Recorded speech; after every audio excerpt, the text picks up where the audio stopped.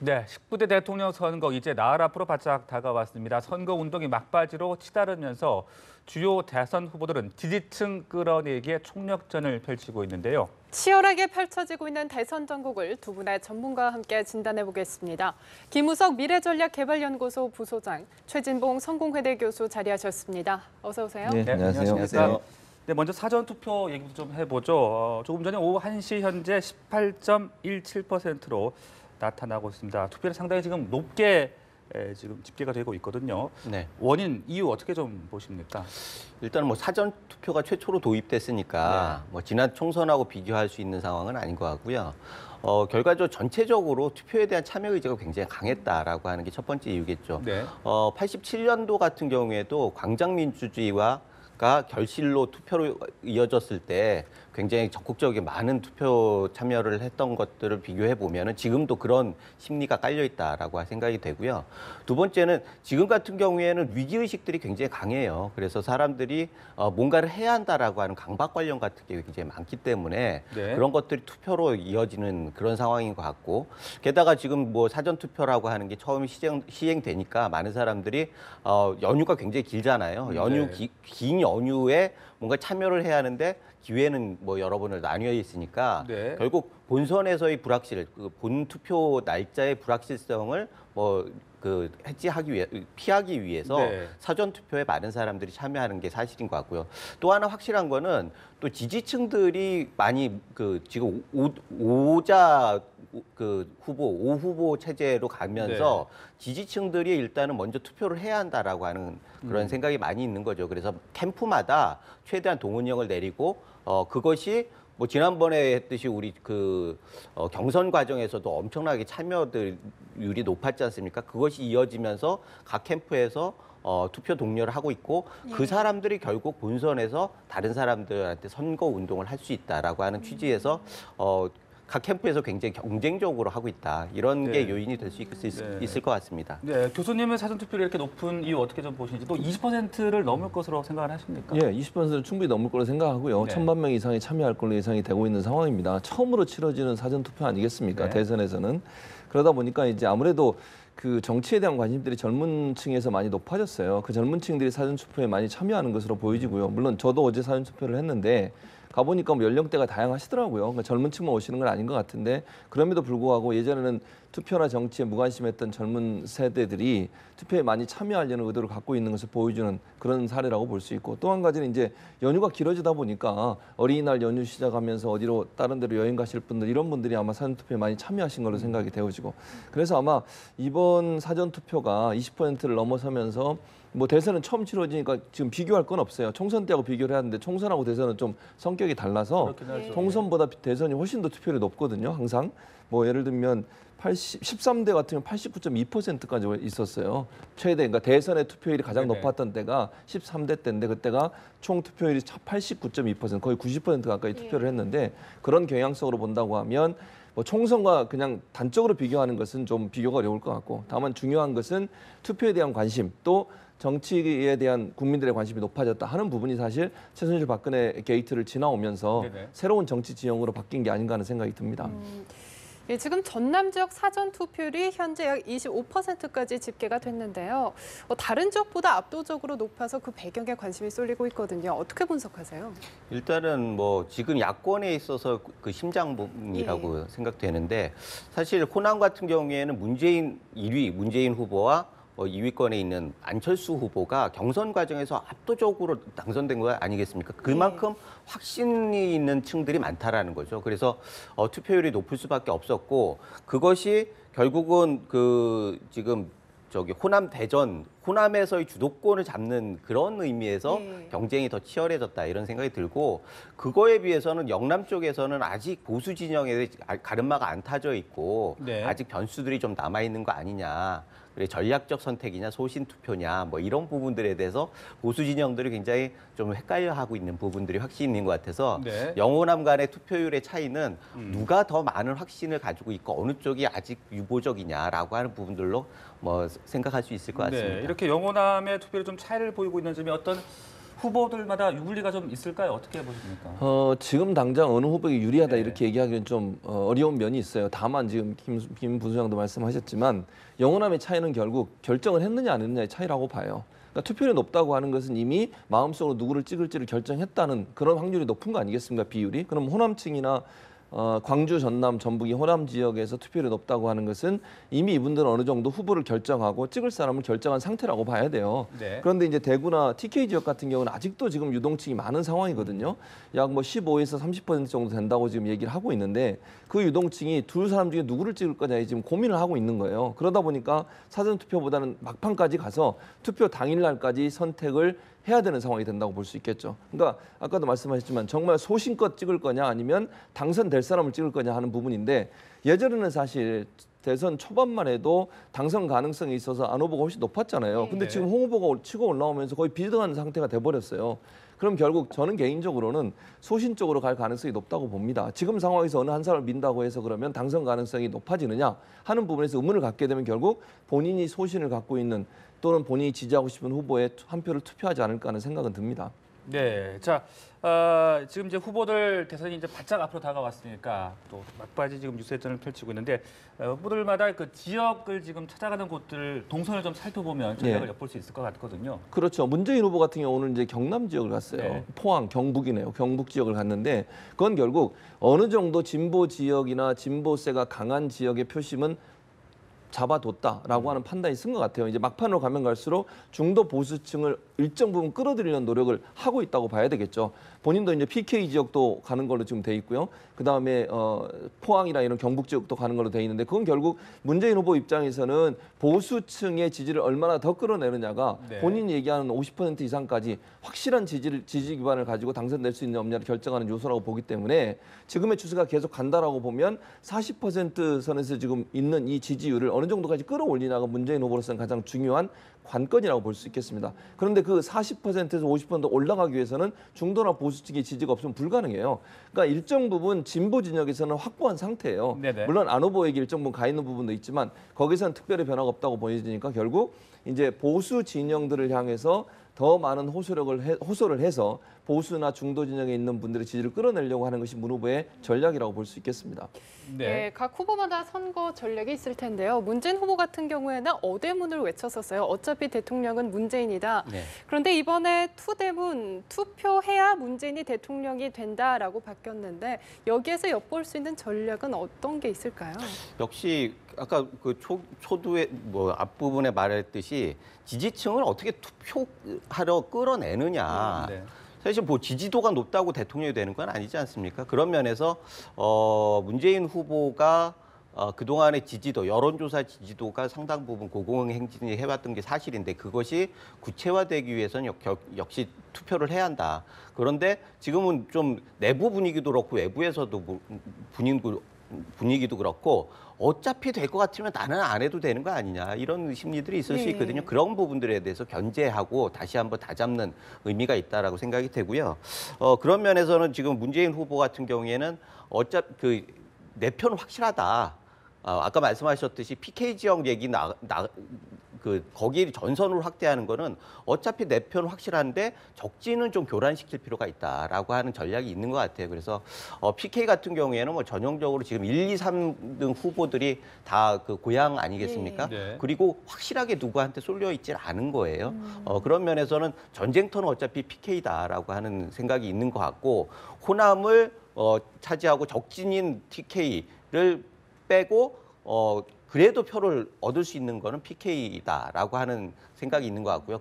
그 다음에 수도권으로 올라오겠죠. 마지막에는 역시 수도권에 제일 많은 표가 있으니까.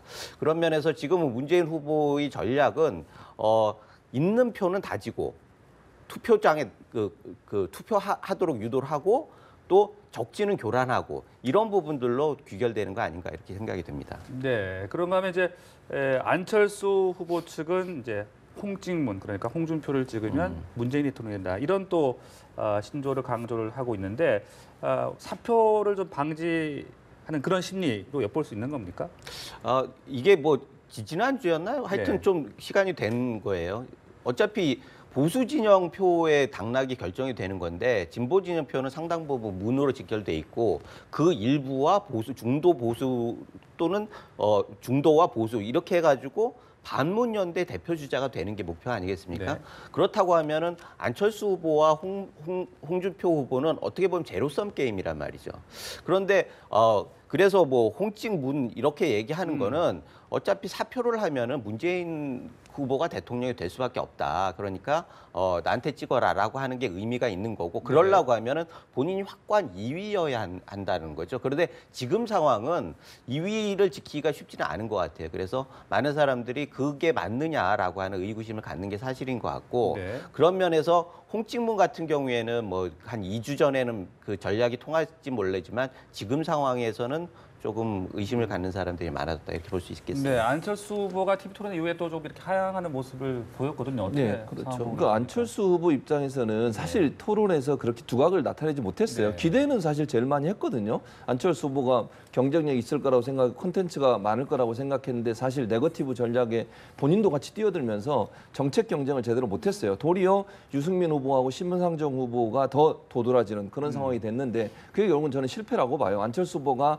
조금 더 정책적인 부분에서 토론을 이끌어갔다고 하면 네. 본인의 어떤 가치라든지 컨텐츠를 더 잘 보여줄 수 있었을 텐데 그런 부분이 아쉬운 부분이라고 보고 그러면서 이제 결국은 마지막에 가면서 물론 TV 토론에 영향을 줬겠지만 저는 뭐 개인적으로 생각하기는 이제 투표가 마지막으로 가면서 이런 거죠. 전략적 선택을 했던 TK 지역, 즉 보수 샤이 보수라고 얘기할 수도 있고 또는 중도 보수라고 얘기하시는 분들이 전략적으로 안철수 후보를 지지했었던 그 지지를 철회하고 홍준표 후보로 넘어갔다고 봐요. 왜냐하면 문재인 후보의 당선을 저지하기 위해서 전략적으로 안철수 후보가 대항마가 될 수 있다는 기대감을 갖고 지지를 했는데 지지율이 떨어지면서 대항마가 될 수 없다라고 하는 부분이 보여지게 되니까 그다음부터는 소신 투표를 하게 되는 거죠. 어차피 그러면 안철수 후보가 문재인 후보의 대항마가 될 수 없다고 하면 그렇다고 하면 내가 정말 지지하고 싶은 홍준표 후보를 밀겠다. 그래서 사실 홍준표 후보의 지지율이 올라가게 되는 것이고 홍준표 후보는 지금은 그렇게 얘기하잖아요. 본인이 문재인 후보와 대항마가 될 수 있다고 주장을 하고 있는 것이고 그러면서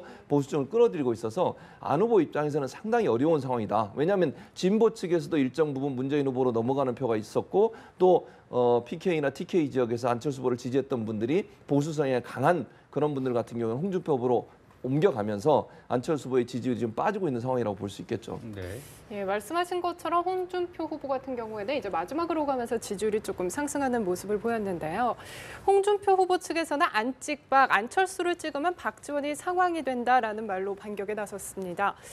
부동층 유권자들을 대상으로 흔들기 전략에 나선 걸까요? 가장 성공한 전략인 것 같아요. 지금 예. 상황에서는. 어차피 안철수 대항마가 꺾인 거는 이 말 때문이라고 해도 과언이 아닌데 문재인 후보와 안철수가 무슨 차이가 있느냐. 보수 진영이 그렇게 얘기를 하는 거죠. 안철수 후보 같은 경우에는 뒤에 박지원 상황이 있다. 예. 그렇기 때문에 결국 보수 진영을 대변할 수 없는 거 아니냐.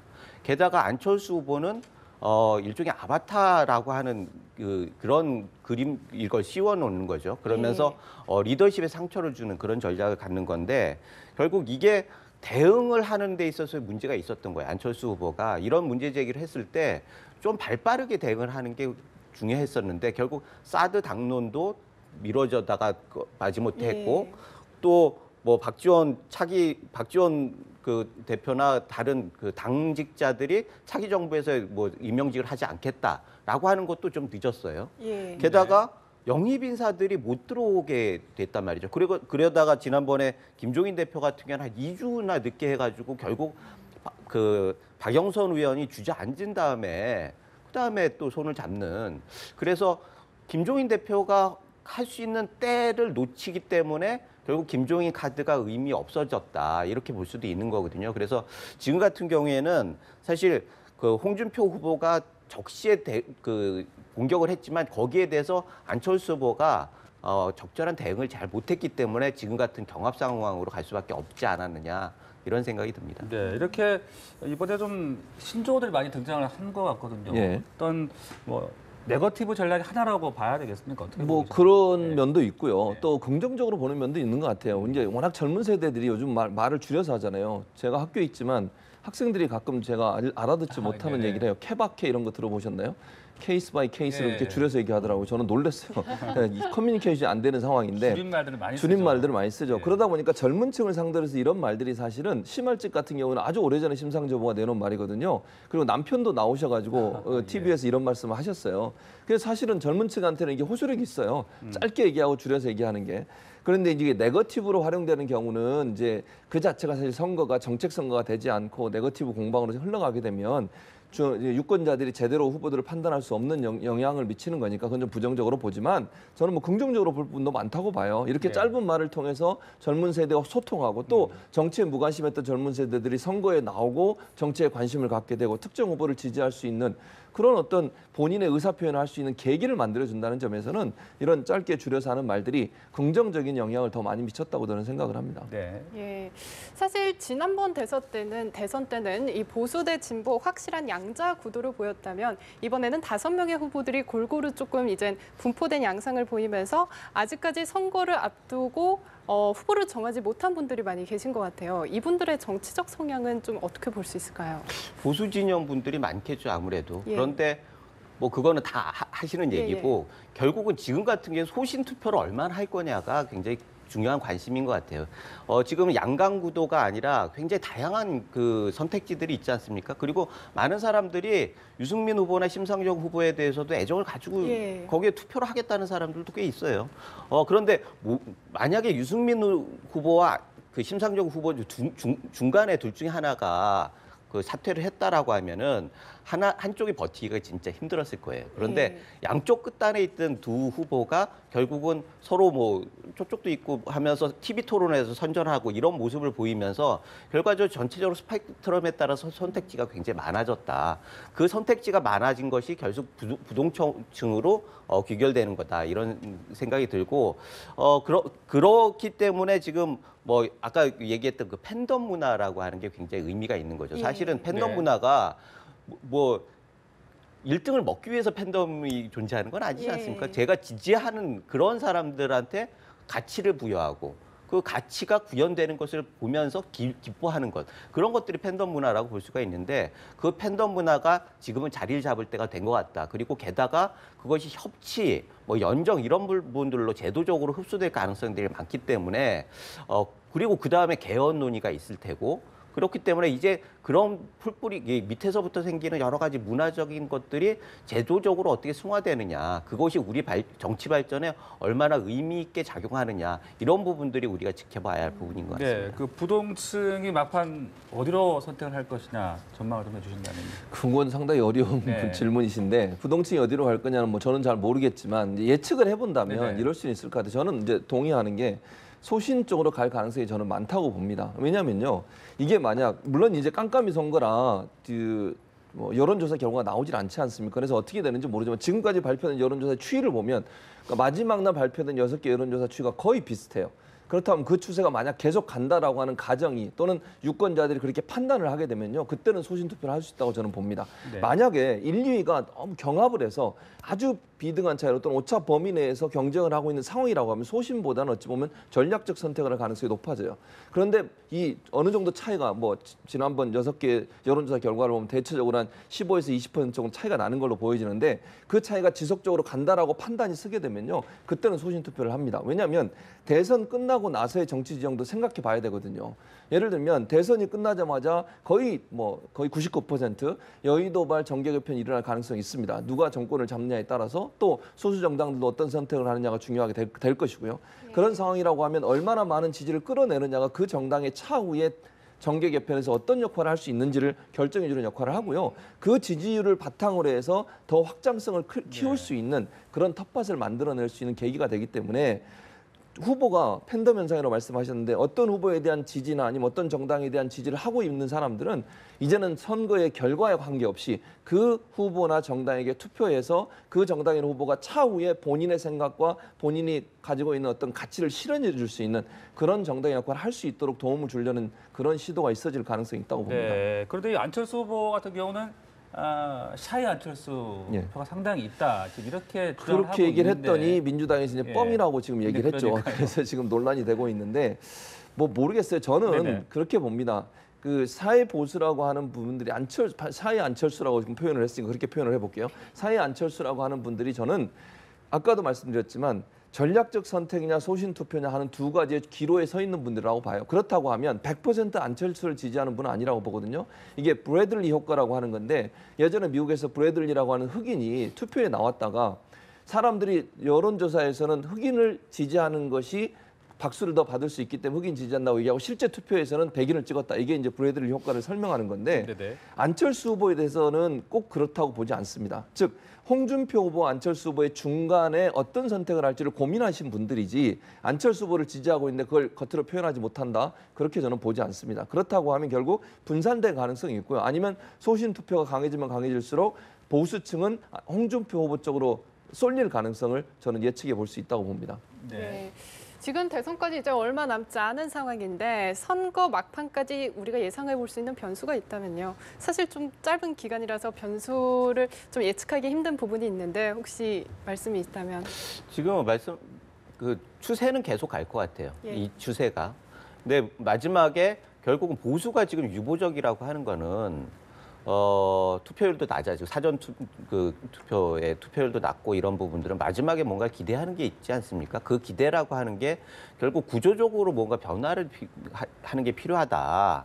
그거는 결국 후보 단일화나 이런 부분들 아니겠어요? 결국은 전략적으로 후보를 선택하는 부분들에 대해서도 아직 확실하지 않고 그렇다고 하면 구조적으로 뭔가 대안을 줄이는 수밖에 없다라고 하는 요구가 틀림없이 있을 겁니다.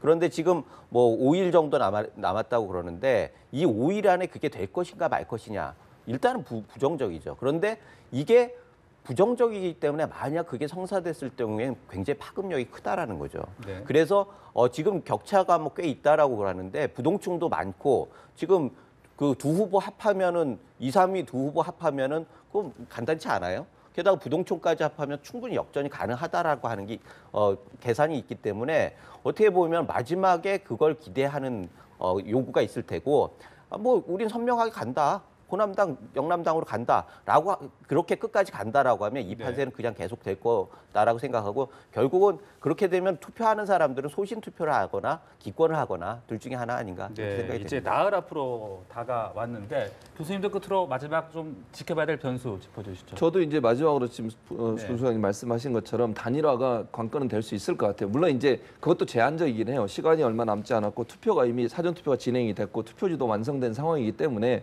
그것이 파급력이 일정 부분 제한적일 수 있지만 그럼에도 불구하고 단일화가 만약에 성사된다고 하면 파급력은 당연히 있을 수밖에 없죠. 네. 그래서 사실은 이제 문재인 후보가 계속 경계를 하면서 거기에 대해서 투표를 많이 해달라고 이렇게 사람들한테 유권자들한테 호소하는 것도 그런 부분이라고 볼 수 있는데 그게 유일하게 남아있는 변수라고 보고요. 지금 상황에서는 특별히 다른 변수가 나와도 그렇게 큰 영향을 미칠 것 같지 않습니다. 예컨대 뭐 북풍이나 이런 부분이 예전에는 영향을 미쳤지만 지금 같은 상황에서는 그다지 큰 영향을 미치지 않을 것 같고 유일하게 남은 변수라고 하면 단일화 변수가 남아있다고 볼 수 있겠습니다. 예, 오늘 두 분 말씀 여기까지 듣겠습니다. 고맙습니다. 고맙습니다.